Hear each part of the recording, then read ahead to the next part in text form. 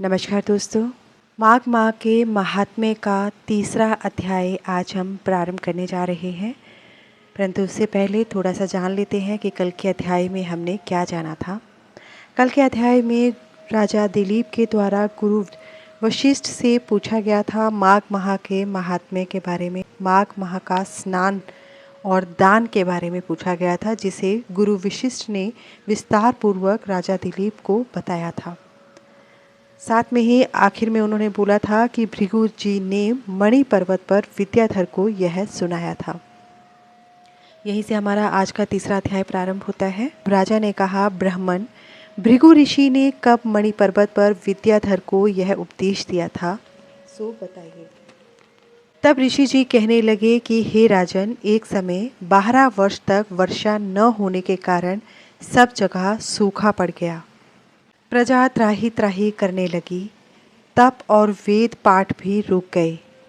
पृथ्वी पर फल फूल अन्न और जल का पूरी तरह से अभाव हो गया।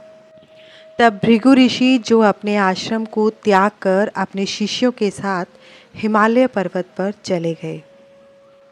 इस पर्वत की चोटी नीली और नीचे का हिस्सा सुनहरी होने से सारा पर्वत पीतांबरधारी श्री भगवान के सदृश लगता था। पर्वत के बीच का भाग नीला और बीच बीच में कहीं कहीं सफ़ेद स्फटिक होने से तारों से युक्त आकाश जैसी शोभा को प्राप्त होता था।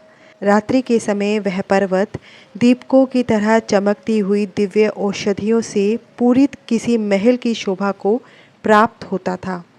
वह पर्वत शिखाओं पर बांसुरी बजाती और सुंदर गीत गाती हुई किन्नरियों तथा केले के पत्तों की पताकाओं से अत्यंत शोभा को प्राप्त हो रहा था। यह पर्वत नीलम, पन्ना, पुखराज और इसकी चोटी से निकलती हुई रंग बिरंगी किरणों से इंद्रधनुष के समान प्रतीत होता था। स्वर्ण आदि सब धातुओं से तथा चमकते हुए रत्नों से चारों ओर फैली हुई अग्नि ज्वाला के समान शोभायमान था। इसकी कंदराओं में काम पीड़ित विद्याधरी अपने पति के साथ आकर रमण करती है और गुफाओं में ऐसे ऋषि मुनि, जिन्होंने संसार के सब क्लेशों को जीत लिया है, रात दिन ब्रह्म का ध्यान करते हैं और कई एक हाथ में रुद्राक्ष की माला लिए हुए शिव की आराधना में लगे हुए हैं। पर्वत के नीचे भागों में जंगली हाथी अपने बच्चों के साथ खेल रहे हैं तथा कस्तूरी वाले रंग बिरंगे मृगों के झुंड इधर उधर भाग रहे हैं। यह पर्वत सदा राजहंस तथा मोरों से भरा रहता है। इसी कारण इसको हेमकुंड कहते हैं। यहाँ पर सदैव ही देवता, गुह्यक तथा अप्सरा निवास करते हैं। राजा दिलीप तब कहने लगे कि हे प्रभु, यह पर्वत कितना ऊंचा, कितना चौड़ा, कितना लंबा है। तब वशिष्ठ जी कहने लगे कि 36 योजन ऊंचा, ऊपर चोटी से 10 योजन चौड़ा तथा नीचे 16 योजन चौड़ा है, जो हरी, चंदन, आम, मदार, देवदार और अर्जुन के वृक्षों से सुशोभित है। दुर्भिक्ष से दुखी होकर इस पर्वत को फल और फूलों से परिपूर्ण देखकर भृगु वहीं रहने लगे तथा यहाँ पर कंदराओं, वनों और उपवनों में बहुत दिनों तक तप करते रहे। इस प्रकार जब भृगु ऋषि वहाँ अपने आश्रम पर रह रहे थे तो एक विद्याधर अपनी पत्नी सहित आया। वह अत्यंत दुखी था। उन्होंने भृगु ऋषि को प्रणाम किया और ऋषि ने मीठे स्वर में उनसे कहा, हे विद्याधर, तुम बड़े दुखी दिखाई देते हो, इसका क्या कारण है? तब विद्याधर कहने लगा, महाराज, पुण्य के फल को पाकर, स्वर्ग पाकर तथा देव तुल्य शरीर पाकर मेरा मुख व्याघ्र जैसा है। मेरे दुख और अशांति का यही कारण है। न जाने किस पाप का फल है। मेरे चित्त की व्याकुलता का दूसरा कारण भी सुनिए। मेरी पत्नी अति रूपवती, मीठा वचन बोलने वाली, नाचने और गाने की कला में अति प्रवीण, शुद्ध चित्त वाली, सातों सुरों वाली, वीणा बजाने वाली, जिसने अपने कंठ से गाकर नारद जी को प्रसन्न किया हो, नाना प्रकार के स्वरों के नाद से वीणा बजाकर कुबेर को प्रसन्न किया, अनेक प्रकार के नाच ताल से शिवजी महाराज भी अति प्रसन्न हैं। शील, उदारता, रूप और यौवन में स्वर्ग की कोई अप्सरा भी इस जैसी नहीं है। कहाँ ऐसी चंद्रमुखी स्त्री, कहाँ मैं व्याघ्र मुख वाला। यही चिंता सदैव मेरे हृदय को जलाती है। विद्याधर के ऐसे वचन सुनकर तीनों लोगों की भूत भविष्य और वर्तमान की बात जानने वाले तथा दिव्य दृष्टि वाले ऋषि कहने लगे, हे विद्याधर, कर्म के विचित्र फलों को प्राप्त होकर ज्ञानी पुरुष भी मोह को प्राप्त हो जाते हैं। मक्खी के पैर जितना विष भी प्राण हर लेने वाला हो जाता है। छोटे छोटे पापों का फल भी अत्यंत दुखदायी हो जाता है।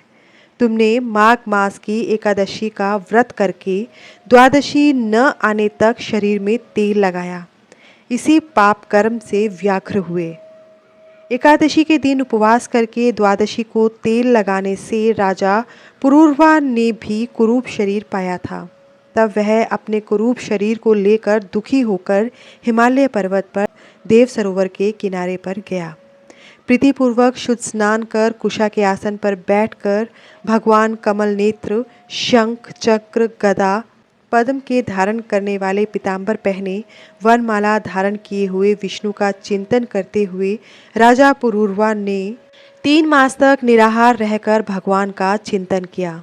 इस प्रकार 7 जन्मों से प्रसन्न होने वाले भगवान राजा के 3 महीनों के तप से ही अति प्रसन्न हो गए और माघ की शुक्ल पक्ष की एकादशी को प्रसन्न होकर भगवान ने अपने शंख के जल से राजा को पवित्र किया।